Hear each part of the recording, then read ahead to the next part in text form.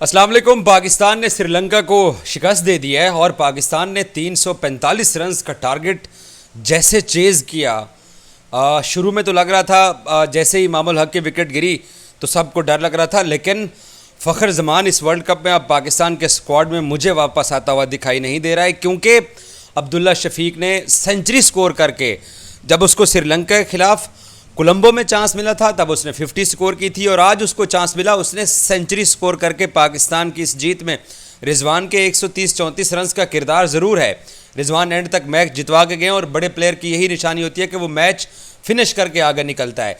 लेकिन अब्दुल्ला शफीक का जो 100 है वो बेसिकली इस मैच की सबसे बड़ी इनिंग्स मैं इसको समझता हूँ, क्योंकि उसने पाकिस्तान के जो ओपनिंग स्टैंड का मसला था, फिर बाबर की विकेट गिरने के बाद उसका साथी ओपनर आउट हो चुका था इमामुल हक, उसने एक एंड पे कमाल शॉट्स के लिए डटा रहा। और रिजवान ऑब्वियसली हालांकि उसको क्रैम्स भी पड़े, गिरते पड़ते जैसे भी उसने एफर्ट की, रिजवान ने पाकिस्तान को ये मैच जितवा दिया और पाकिस्तान ने तकरीबन कई दहाइयों बाद 345 रन्स का वनडे के अंदर टारगेट चेज़ किया, और वो भी वर्ल्ड कप मैच, और वो भी एक श्रीलंकन टीम जो कि एशिया कप का फाइनल खेल चुकी है, उस टीम के अगेंस्ट इस तरीके से परफॉर्म करना बहुत कमाल है। जैसे ही पाकिस्तान की बॉलिंग इनिंग्स ख़त्म हुई, श्रीलंका की बैटिंग ख़त्म हुई थी, मैंने तब एक वीडियो की थी और मैंने बाकायदा थंबनेल में लिखा था कि कौन बनाएगा ये 345 रन्स, क्या हम ये टारगेट चेज़ कर सकते हैं, क्योंकि हमारे बॉलर्स की परफॉर्मेंस हम सबके सामने है। लेकिन हमारे बल्लेबाजों ने आज जिस तरीके से रिस्पॉन्ड किया, और हैदराबाद में पिछले 10-12 दिन से जो पाकिस्तानी टीम रुकी हुई थी, 2 वार्म अप मैचेस खेले, यहाँ नीदरलैंड के साथ मैच खेला, आज श्रीलंका के साथ खेला, टीम एक हफ्ता पहले पहुंची, 27 को टीम पहुंच गई थी। सो उसका पाकिस्तान को आज पे हुआ है, पे बैक किया है, जो कि इतने देर से हैदराबाद की बिरयानी ये प्लेयर्स खा रहे थे। आज इस टीम ने उस लेवल का परफॉर्म किया जिस लेवल का पाकिस्तान को जीत चाहिए थी, और बड़े मैच के अंदर यही होता है कि आपके बड़े प्लेयर रिस्पॉन्ड करते हैं। ये बदकिस्मती है कि इमामुल हक नहीं परफॉर्म कर रहे, ये भी बदकिस्मती है कि बाबर से स्कोर नहीं हो पा रहा, सऊद भी बड़ी इनिंग्स नहीं खेले, एंड पे इफ्तिखार फिनिश करने के लिए है, लेकिन ओवरऑल 4 विकेटें आपकी गिरें और आप 345 रन 48 ओवर में कर लें, ये बहुत बड़ी कामयाबी है। और पाकिस्तानी टीम अब इंडिया के साथ जब 14 अक्टूबर को मैदान में अहमदाबाद में उतरेगी तो पाकिस्तान का कॉन्फिडेंस यहाँ पे है, क्योंकि आप अपने दोनों मैचेस जीत गए हो, आप पॉइंट्स टेबल के ऊपर और आगे चले गए हो। सो बहुत कमाल की विक्ट्री है पाकिस्तानी टीम की।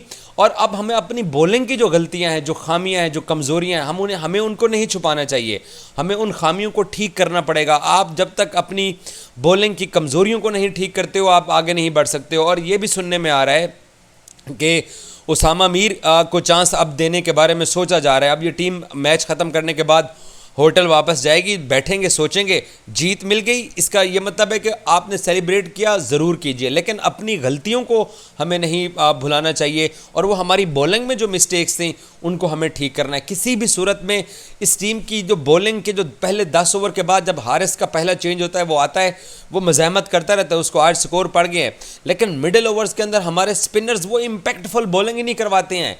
उस दिन चेन्नई में ऑस्ट्रेलिया के अगेंस्ट हमने देखा, कुलदीप यादव की बॉलिंग देखी, रविचंद्र अश्विन की बॉल देखे, जडेजा को 3 विकेटें मिले, लेकिन उन्होंने टाइट करके रखा हुआ था, वो खेलने नहीं दे रहे थे। पाकिस्तान के खिलाफ स्कोर बनता है मिडिल ओवर्स के अंदर।